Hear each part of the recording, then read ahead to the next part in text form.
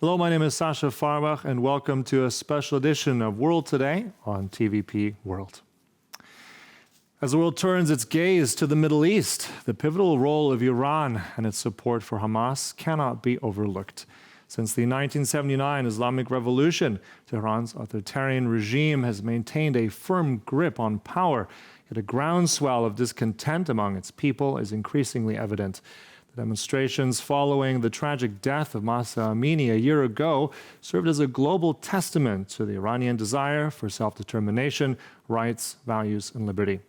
In the midst of an enduring resistance movement, we will delve into the complexities of a region in transition, addressing crucial issues such as Iran's position on Israel and considering what lies ahead for a populace that has endured decades under repressive rule.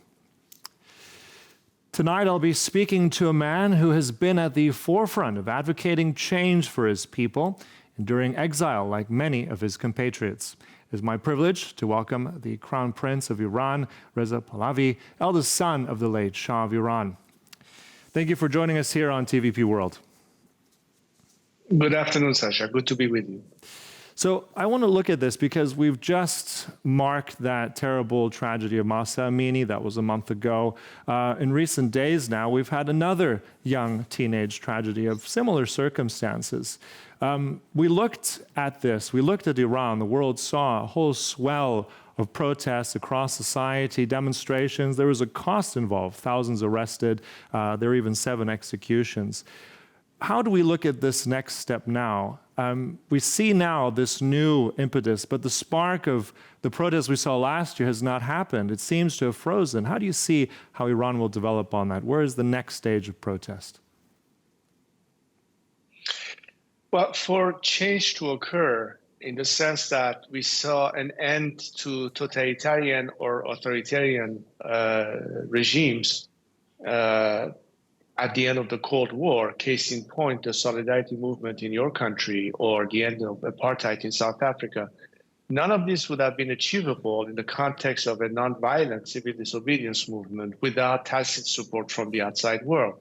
In the case of Iran, we have heard a lot about campaigns of maximum pressure on the clerical regime.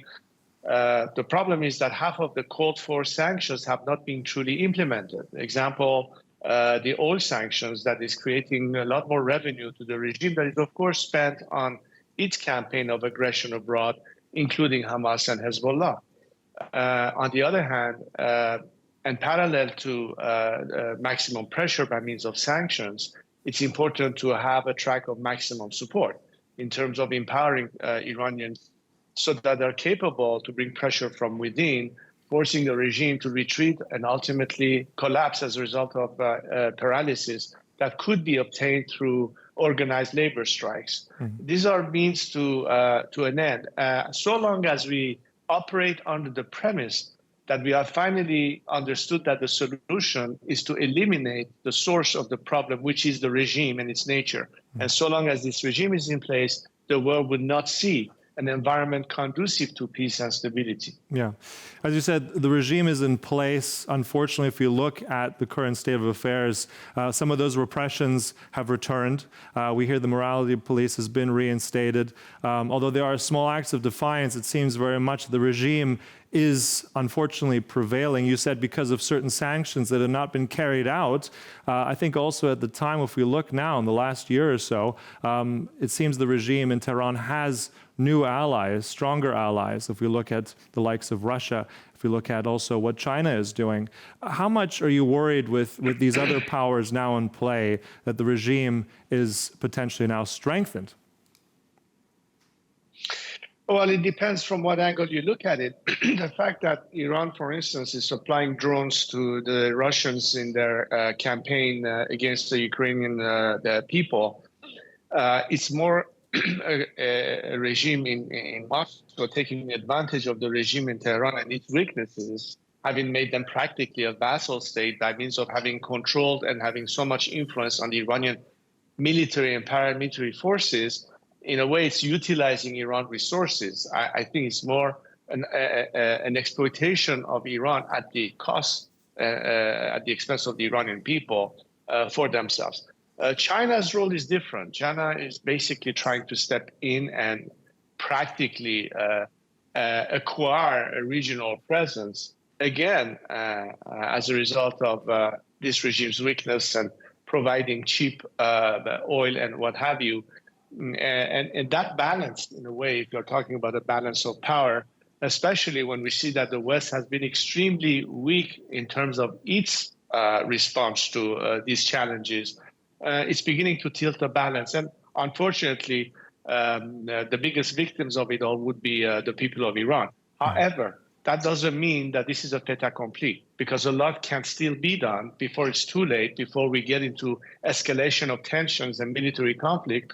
Because I think the most natural army you have in place are the people of Iran themselves. But they have operated without any support whatsoever. And imagine what they could do if they actually had the support. So in terms of foreign policy, what I'm looking towards the West in particular, and I mean Europe in particular, which, as you know, have been absorbing more and more refugees, and Europe is already saturated. And that's a major problem in terms of immigration from Europe, but also the question of energy dependence. All of that is completely related to fundamental change in Iran. So there's a commonality of interest for the Western world to see that ultimately this regime is eradicated. And the Iranian people will take care of that part in terms of replacing it with a secular democratic system, which is what we've been campaigning for all these years. Now, there has to be an alignment of the stars. Sometimes the circumstances have not been exactly favorable, and there always are ebbs and flows in this kind of campaigns.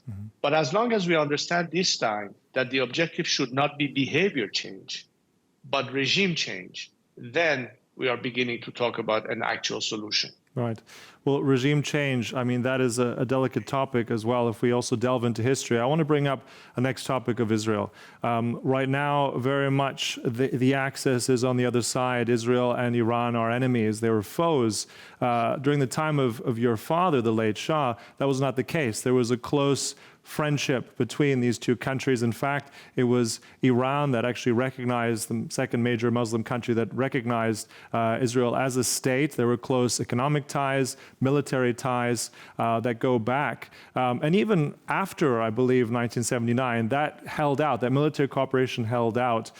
Jews have a history in all of Persia for over 2,500 years, seen as also a refuge. Now, when you look at this, as this obviously very militant theocracy, the close connection and support of the terrorism that Hamas is doing, how do we change that? Because I think the friendship, if we look into its DNA, is there. How do we turn that around? And how much of a danger do you see that now? And what do you suggest of moving forward to change that dynamic? I guess your answer would be regime change in Tehran. Well, look, exactly as you are now clearly differentiating between the people of Iran and the regime. And that's very important for the world to also understand. The most repeated slogan in recent years in Iran by Iranians on the street has been, neither Gaza nor Lebanon may my life be sacrificed for Iran. When they refer to Gaza and Lebanon, it means Hamas, it means Hezbollah. It means we don't believe that as Iranians. We have no animosity, whether it's towards the Israelis or the Arab countries in our neighborhood and beyond. Iranians take pride of a history where our civilization contributed so much in terms of world advancement in different forms and shapes. And as a nation, we lived as a multi-ethnic, multi-religious country for centuries. Jews, Baha'is, Christians, Muslims, and others lived together in peace. And as you pointed, the relationship with Israel is rather biblical in the sense that it took roots 25 centuries ago when Cyrus the Great went to Babylon and basically liberated the Jewish slaves that were there and helped them rebuild their temple in Jerusalem. In fact, I was in Israel earlier this year in a visit where I went and saw and met with the officials in the same spirit that we know that Israel could be a fantastic ally and strategic partners to Iran when it comes to many elements of putting our country back on track, dealing with the water crisis, various technologies that could be applied, and attracting the world to buy into this vision that a different Iran could be, first and foremost, eliminating all of the problems that the world sees today as a result of this regime, whether it's the nuclear threat, radicalism, terrorism, and all the instability that it creates regionally and beyond, and reverse all of that to a country committed to regional stability and peace and cooperation with our immediate neighbors, and certainly in partnership with a country like Israel. And unlike this regime, which in its DNA is anti-human, that these people have an ideology that celebrates martyrdom rather than life. The Iranian people, on the other hand, would like to be able to celebrate life. So in terms of values, the Iranian people are very much in the same spirit and line of all countries that have espoused the principles of human rights, of equality, of putting an end to any form of discrimination, whether it's political ideology or sexual orientation or religious belief, quite the antithesis of what this regime is calling for. Therefore, it's a matter of understanding which side of the fence are we standing, and the Iranian people are looking for world solidarity for the same objectives that makes people in the free world benefit from that liberty, something that this regime has taken away from the Iranian people. So in a way, you're investing in a democratic future by siding with the people of Iran against this regime. And in that sense, of course, an end of this regime is what the Iranian people are seeking, but it's also advantageous to the world to make this happen. The same way we saw that after the collapse of the Soviet Union, many of the countries that were behind the Iron Wall finally got an opportunity to progress. When I look at the Czech Republic today, or the Baltic states, or what have you, Poland included, look where you are today. And imagine what could have you done if the Soviet Union still existed as it did. So for the same reason, the obstacle that this regime is creating, not just for Iranians, but it has regional and perhaps beyond Iran region world consequences. It's time that we finally put an end to this system. Yeah, I think also the chanting that we're hearing as well, women, life, freedom, I think that has been the rallying cry across Iran. That is not new. I think also through your late father, through reforms instated in the late 60s, early 70s, giving very much women the right to vote, modernizing Iran. I think that many people have forgotten about. As you said, I think clearly that it is the people of Iran who are potential friends of Israel, that it is the regime, that is this current mess that we're in, that is the regime in Tehran that is behind these terrible, terrible crimes. I also want to move a little bit forward as well. If we look now, I have to allow me this anecdote. There was an interview with your late father as well in 1976 with PBS NewsHour, and he was asked a particular question about the Palestinians, and I'm just curious how you would answer that. There was a question on who the Palestinians have a connection to, who do they have an understanding with. There were names like Sadat, Hussein, and your late father said that's a good question. He doesn't know. Looking now at the modern context today, who do the Palestinians have an understanding with in the region? Well, that's a question that I'd be happy to hear coming from voices that truly represent the best interest of the Palestinian people. I don't think Hamas is doing it. In fact, I think that warmongers who basically do not want to see peace happen are an obstacle to the peace process. In other words, if we believe that the ultimate solution is to have a two-state formula, it cannot happen as long as you have antagonists impeaching or sabotaging the whole process. If you remove these obstacles, then you can create a true opportunity for a legitimate peace for these two nations to be able to live side by side. But none of these elements since the Iranian Revolution have helped go in that direction, despite attempts. Several times, whether it was the Oslo Accord or later on, has been postponed or pretty much put back on ice. Why? Because constantly there are forces of evil who do not want to see this happen. And that's why they're fighting tooth and nail from this to occur. The regime tried to sabotage the Abraham Accords and not allowing for the Saudi full diplomatic relationship to be established with Israel. So the will in the region exists. In that context, Palestinians, I believe, should really clarify whether or not they can condemn what Hamas is doing, the same way Iranians are detaching themselves from this regime, saying they don't represent our aspiration, because that barbaric act of savagery is the whole world has seen. There's no question about it. And therefore, what is the ultimate representation? If that is made clearly, at least the rest of us will know exactly where they stand. But we all believe that in terms of legitimacy and sovereignty, they have just as much a right. The question is, in what context can this be achieved? And if we remove all the saboteurs and the people who are against peace, then maybe we have an actual chance of seeing it happen. That would be, I think, the wish of my fellow compatriots who believe in peace, as I said, among all nations, and we have to be able to work that into the equation. And the only way we can do that is by eliminating the antagonists to peace. And they are unfortunately financed, they are trained, they are armed, they are supported. And therefore, we cannot imagine that as long as they continue to be fueled and supported, that there's a real chance for it. So we have to eliminate the problem, not just by attacking the tentacles, mind you, but ultimately eliminate the source of all. And, unfortunately or fortunately, the solution is to put an end to the regime in Tehran, which is the godfather of terrorism in the first place. Mm-hmm. And I think this is that tricky question, and how do we solve that situation as well? I mean, we have, as I mentioned earlier, closer ties now with China in the region trying to mediate.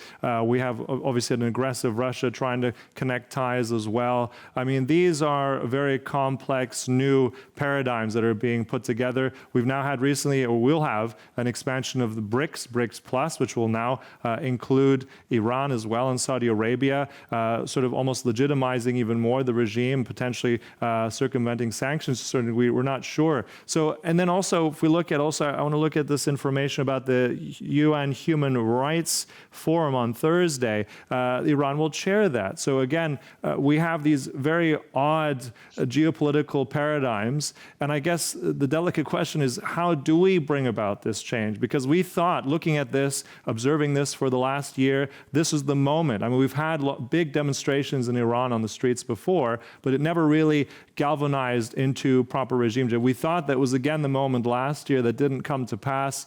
Can we have a regime change from the people of Iran? Must that come from external forces? I mean, we've seen that before in the past. Like, what is that now, that tricky question to you, sir, how we bring about that change?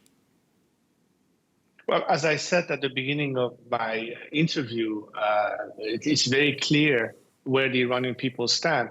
You brought up something that I'd like to elaborate further when you talk about women's rights and what have you, that existed in Iran before the revolution. Indeed, one thing for the world to understand is that all these ideas of liberty and freedom is not for the first time that it will be attempted in Iran. There are many liberties that Iranians benefited from that didn't have any issues between religions or faith or sexual orientation.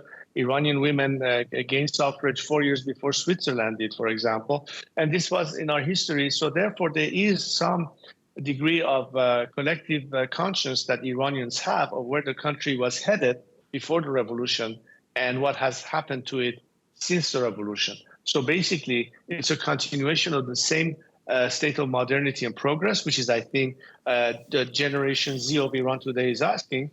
But to your second question, of course, it cannot happen all by itself. The Iranian people are playing the most important role of it, but they cannot do it without some level of international support. And when I call for maximum support parallel to maximum pressure, that's the part that the world can engage in helping and strengthening Iran's civil society. So all of our activists at home feel that they are not operating in the dark, that help is on the way, and the world is willing to invest in that cause. Mm-hmm. And therefore, it's not like a design made by some countries to decide the fate of a region behind closed doors. We're not in the mid-20th century that after the breakup of the Ottoman Empire, you come and draw some lines in the sand and call this country the way it happened back then. The best advantage is that you're not forcing the idea to the Iranian people. They are asking for it. So therefore, it will be an acceptable formula. It is legitimate in the sense that it's the actual wish and desire of the overwhelming majority of the Iranian people. So it's not like you are imposing an alternative on them. You simply are supporting their choice for their future. And it can happen in a democratic process. In the formula that I've always suggested, that right after the regime finally is toppled, we will have a period of transition. We can have a constituent assembly where Iranians can debate the final form and shape that the future system will take in the spirit of a secular democratic outcome based on human rights values and a constitution that will be based on the Universal Declaration of Human Rights. And that's a process. So we need to allow the Iranian people a chance to finally, for the first time in their history, have the opportunity to determine their fate completely free. That is something that should be the mandate and or the desire of any democratic societies. Do we have opponents of that? Do we have enemies of that? Of course we do. But the question is, at the end, one side has to win. And I hope that the side that wins is the sign of all of those fighting for freedom. Well, we've alluded to the side fighting for freedom, for a free Iran, a democratic Iran. I mean, that requires an opposition lead, an opposition leader. I'll make this personal. Do you see yourself in that role, if that were to come to pass? What role do you see for yourself if that time would come to lead opposition? Because I think very much you are known abroad. There's a diaspora community around the world, particularly in the United States, also across different parts of the US. Do you see yourself as that potential change coming back to Iran if need be? I think my fellow compatriots understand that the most crucial role that I can play at this stage is to be a facilitator of this process of transition and to help galvanize our society around a coalition of the willing who would like to work together towards that end and towards that transition, albeit that among them there are diverse opinion and ideological preferences. We are now in a stage of war against a regime that we have to first eliminate. So beyond this regime, we have an opportunity to debate among ourselves what is the best choice. I'm not advocating a specific outcome. I'm defending a democratic process. On that basis, I believe that we can coalesce the majority of the Iranian secular democratic process, at least under three minimal conditions that all of us agree: Iran's territorial integrity, separation of religion from state, and human rights. These are the core principles and values that we can all find commonality of interest, which can be therefore conducive to a true cooperation between various political groups, whether at home or abroad. Yeah. Now, you can possibly imagine that under the immediate circumstances, we cannot prematurely expose those who within the country will be filling those boxes, because any premature exposition will lead to their arrest, imprisonment, or elimination, and that's not necessarily our advantage. So perhaps for a beginning time, there might be more of a presence that is tangible for the world to see outside, but in close collaboration with our activists back home, and at the right moment, they'll be able to come and fill in the void. And I think 80% of the forces we're talking about are actually in Iran presently. Many of them are working in different ministries, technocrats, bureaucrats, and they should be part of the transition. And, I know that there was some sense of perhaps doubt in your mind when I mentioned regime change, because when you talk about the experience that was in Iraq, which was a complete fiasco after Saddam Hussein, we are certainly not talking about de-Baathification and the way it happened. We're not talking about completely eliminating all that are present. There might be some that have to be accountable to the Iranian nation, who will have to face, in the court and answer for the crimes they have committed. But a great number of these people who want out of this system have to have an exit strategies. And that's also in the balance, in the context of national reconciliation, which I've called for. So I think that we are minimizing the resistance and maximizing if you will, the coming out of this regime in favor of this alternative. Today, I think those who until now and recently still believed in some form of reform of the regime, they have abandoned this idea. So they are now in convergence with the rest of us who from the very beginning, as secular Democrats, condemned this religious dictatorship and knew that it will never be a solution to Iran's future. Just really briefly at the end, we're coming to a close here, so it just has to be a brief answer now. With the deal that the United States has done, this prisoner swap, not so long ago, about a month and a half ago, for those $6 billion US, was that a mistake in your mind? Did the United States embolden this regime? Because you're saying very much we have to condemn it, but how do you see this? Just really briefly, shortly at the end.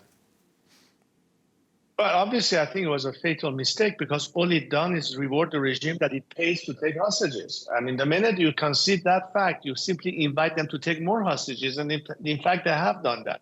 And every time the price is going to augment. And what are they going to do with that extra cash? Obviously, they're going to spend it to reinforce their proxies even more. They're not going to spend it on the starving people of Iran. They had an opportunity to do that the first time under the Obama administration. They get access to more money, or for that matter, the oil revenue that they currently have. What impact does it have on Iran society? Iran society today has 60% of our population living at or under the poverty line, despite the fact of being a country with the second largest gas reserves in the world and certainly enough oil reserves to be able to at least keep our country from starving. It hasn't happened under this regime for very obvious reasons, because the regime is not there to help the country. It's there to promote its goal of exporting this ideology at any cost. That it's a zero-sum game for them. They see it black and white. That's why we have the problem today to Iranians and to the rest of the world. Well, the world has to stay vigilant. We hope for a positive democratic change in Iran. Thank you so much, Your Highness. It was my pleasure speaking to you today. That was Reza Pahlavi, the exiled Crown Prince of Iran. Thank you so much, sir, for your time today. Thank you, Sasha, for this opportunity. And thank you for watching. That concludes this special edition of World Today. My name is Sasha Farbach. Stay tuned for more right here on TVP World. Good night.